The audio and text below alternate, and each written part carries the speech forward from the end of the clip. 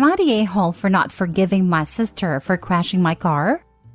Original post. My stepsister, female 21, crashed my female 18 new car after I told her she couldn't use it again. My stepsister, we'll call Paula, had 2 cars. Both she got from her dad and my mom, and she destroyed both of them within months of getting them. My mom and her dad got married when I was 11 after my dad died 3 years prior. I had a hard time accepting her dad and her, but in the end, I got used to it. And we have a solid relationship, or at least her dad and me. Paula got her first car when she was 17 just after she got her license. It was an older Audi she got from her dad. It wasn't the nicest car, but a good start. She didn't like the car, but it was better than nothing, so she used it. But after 4 months, she crashed it into my mom's car as she was coming back from a party. The second car she got last year for Christmas. My mom and her dad bought it for her. But guess what? She drove it into the river on New Year's because she forgot to put the handbrake on. My mom and her dad were furious, but she didn't care. She said she would just buy a new car and they should chill out. She moved out afterwards to her own apartment. So I just bought myself my dream car, a Mini Cooper 2014.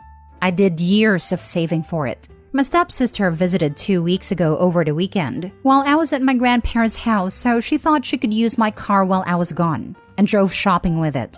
When I got home, I saw a huge scratch at the back.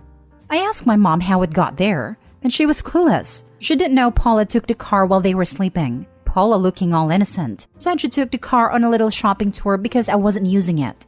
I was so angry at her and said if she ever uses my car again without my permission, I would kick her butt to the moon and back. She said she was sorry and that some idiot scratched it, not her.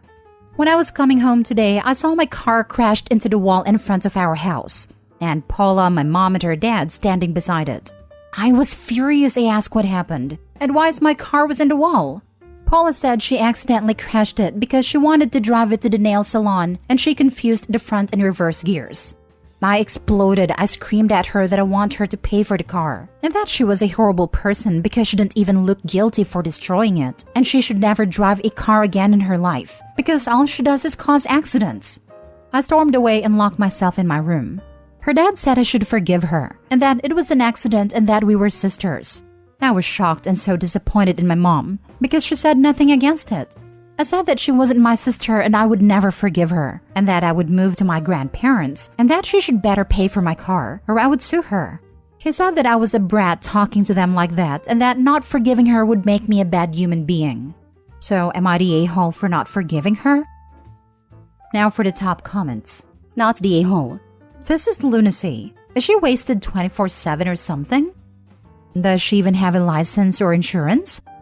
She got her license after her 3rd try and almost got it withdrawn for speeding. But my uncle works at a police station, so she always gets out of trouble. Not the a-hole. She stole your car, drove it, then wrecked it. She did not have your permission to use it. Therefore, it was stolen. Personally, I'd report her to the police and press charges. If that doesn't get her attention, then I am afraid nothing will. The facts are clear. No permission to use it plus person uses it anyway equals theft of car. Yep, this. Plus, OP's insurance rates will go up if it's an accident OP allowed. Call the police and report it as an unauthorized use of the car. Call insurance and make sure they know that the driver was explicitly prohibited from using the car. Take the payout from insurance and buy a new car. Stepsister can then deal with the insurance companies collecting from her or her insurance. If that means her rates go through the roof or she has legal problems, too freaking bad. Not the a-hole. Not the a-hole. If you're 18, the car is in your name and you paid for it, report it stolen. She needs to see consequences for carelessness. Have her charged with theft and tell her you won't drop charges unless she pays up immediately and both your parents apologize to you. Then, move to your grandparents as you can't trust any of them. Now for the first update. Today morning, I got a call from my stepdad saying Paula came crying and drunk driving in a car to them and begged him to try to change my mind to the police because she doesn't want to get into trouble. He said if I go to the police, my uncle won't do anything for me and that I'm no longer welcome at home. I just got back from the police station and filed a report of theft and damage to property against Paula, but turned out Paula and her dad called the police and said that I would frame her and that I crashed the car into the wall myself. So I'm on the way to a lawyer to help me with all of that. I also called my insurance company, and they said that would work on getting me the money I deserve. I'm now living at my grandparents' house and will distance myself from the rest for a while. Some of you had some questions about stuff, so I don't know why my mom didn't say anything against Paula and her dad. She's normally very vocal on her bad driving skills. Paula got both cars bought for her because she doesn't have the money to buy one herself, but I had to, so they only bought her the cars.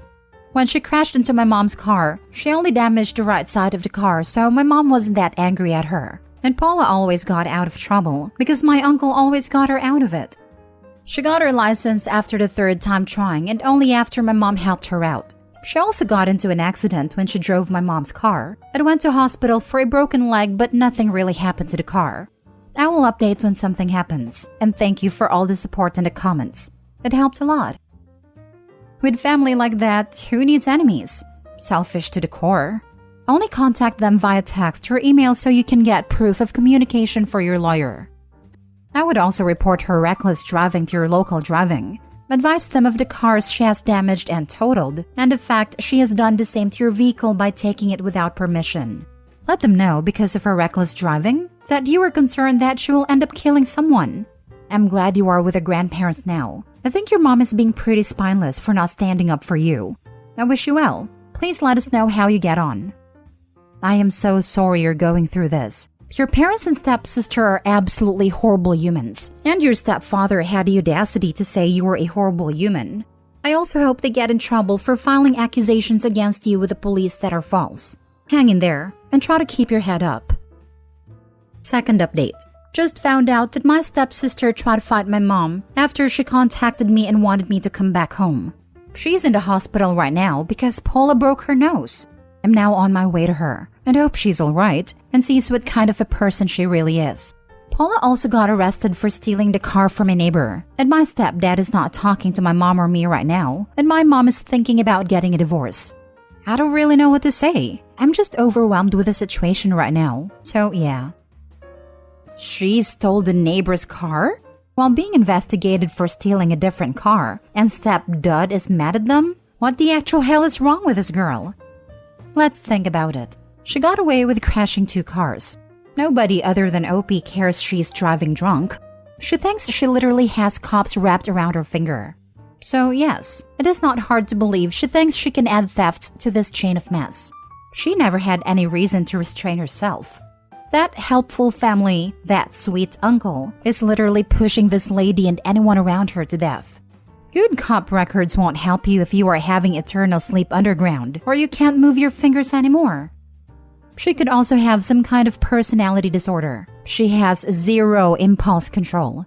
I mean, breaking mom's nose after she supported her for so long? Stealing and crashing car after car? Continuing to drive drunk when any sane person would have stopped after the first crash? What kind of a dumbass would take a neighbor's car? Same dumbass that would wreck 3 cars and not consider that maybe she should change her habits. Really though, seems like alcohol or substance abuse may be a factor. Opie mentioned that she drove drunk to her parents. What are the odds she had been not sober the other times too? Being drunk or high would explain why she'd be dumb enough to steal a neighbor's car. I had a friend in high school who needed to take her driver's test, something like 12 times. They let you retake only the parts of the test you failed previously. So she incrementally passed it, a few skills at a time. I rode with her exactly once, and afterward silently swore I would never get in a car she was behind the wheel of again. It's kind of amazing that people can be that terrible at driving and not realize they need to stop doing it. Next story. Am I the a-hole for telling my kid if he can't share his food, it might be time for him to move out? On Valentine's Day, I got 2 large pizzas for my family to eat, and then I went to work. When I got home from my night shift, I went into the fridge and saw that there was still half a pizza left. I warmed up 3 slices for my supper and watched some TV with my cat while I ate.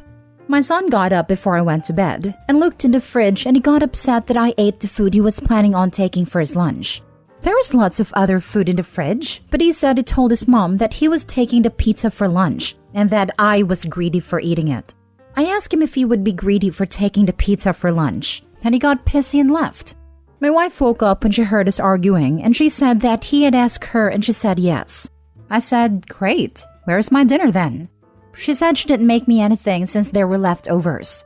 I asked her what leftovers, and a light bulb went off in her head. She said she was sorry for not making me dinner. I told her it wasn't her fault. There were leftovers.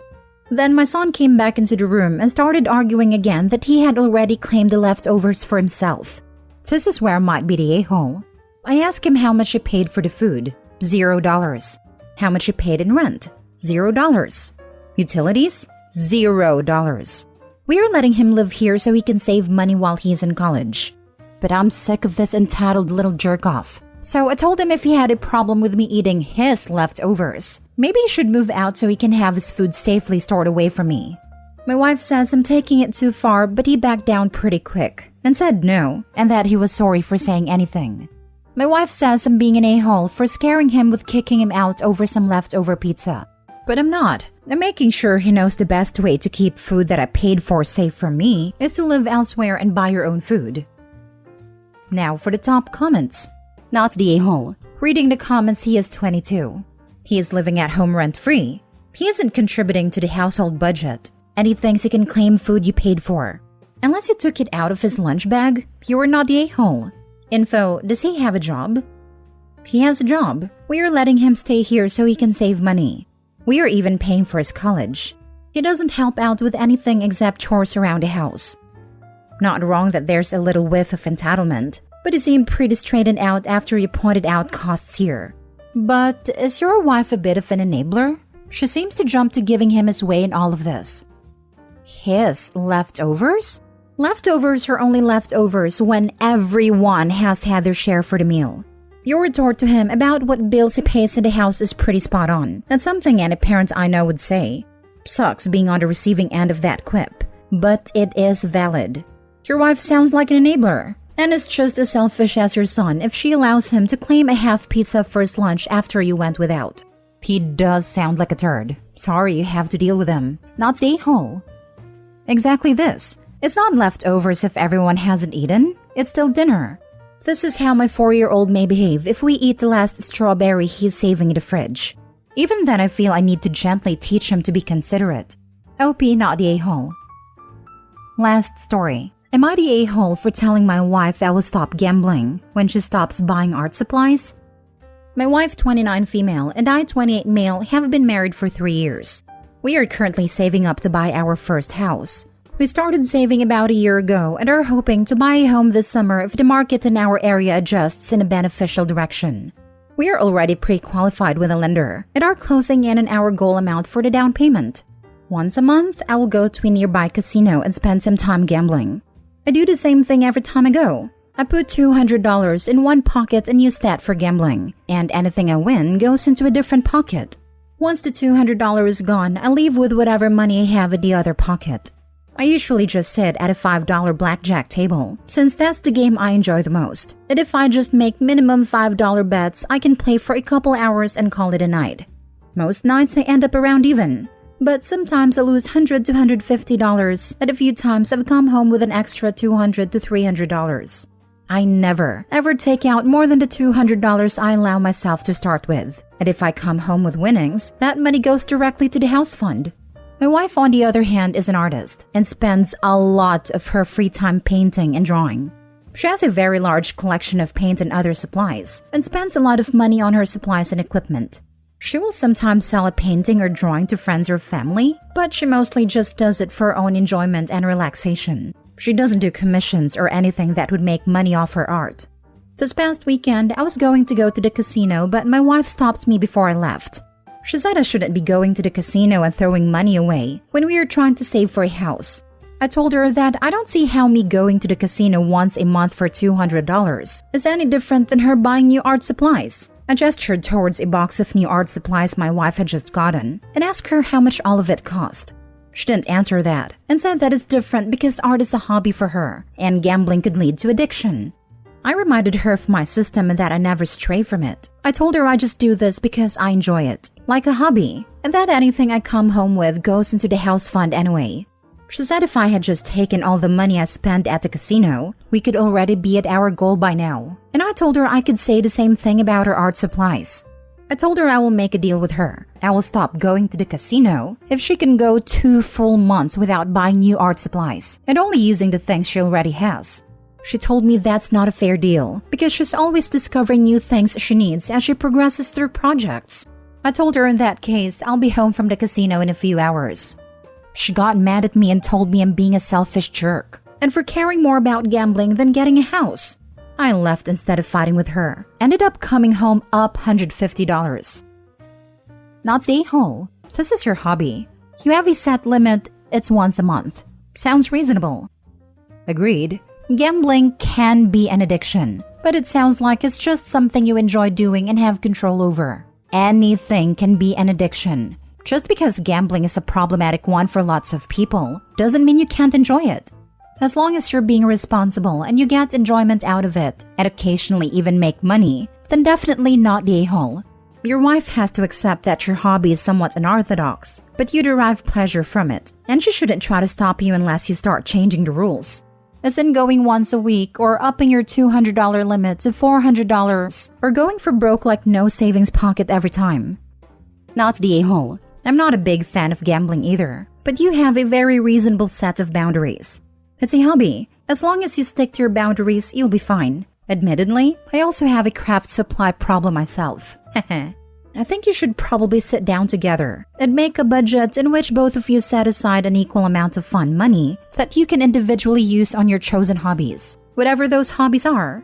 The other person doesn't get to pass judgment on what you do with it, so long as you keep to that budget. I'm honestly very impressed that OP's so disciplined. I was expecting this to be more of an addiction, but it's very much a hobby for them, not the a-hole.